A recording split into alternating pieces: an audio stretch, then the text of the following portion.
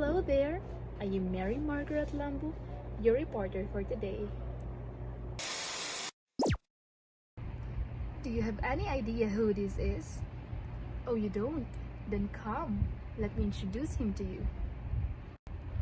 This gentleman right here is George Cuvier. He is the father of paleontology and he established extinction as a fact.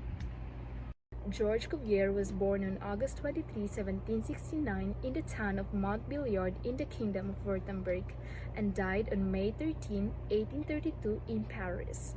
He studied at Carolinian Academy in Stuttgart from 1784 to 1788. In 1819, Cuvier was made a member of France's nobility, becoming Baron Cuvier. Cuvier was a major figure in natural sciences in the early 19th century and was instrumental in establishing the fields of comparative anatomy and paleontology through his work in comparing living animals with fossils.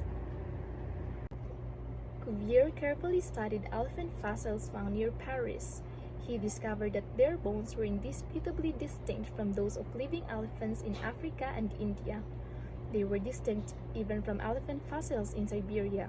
Cuvier declared that they were separate species that had vanished. He later studied many other big mammal fossils and demonstrated that they too did not belong to any species alive today. The fossil evidence led him to propose that periodically the Earth went through sudden changes, each of which could wipe out a number of species. Cuvier's observations of fossils led him to theorize that our planet has endured occasional sudden violent events, and these have caused extinctions of species. Extinction is an important biological process and it has changed our world. Perhaps George Cuvier's most crucial and longest-lasting contribution to biology was establishing extinction as a fact that any future scientific theory of life had to explain.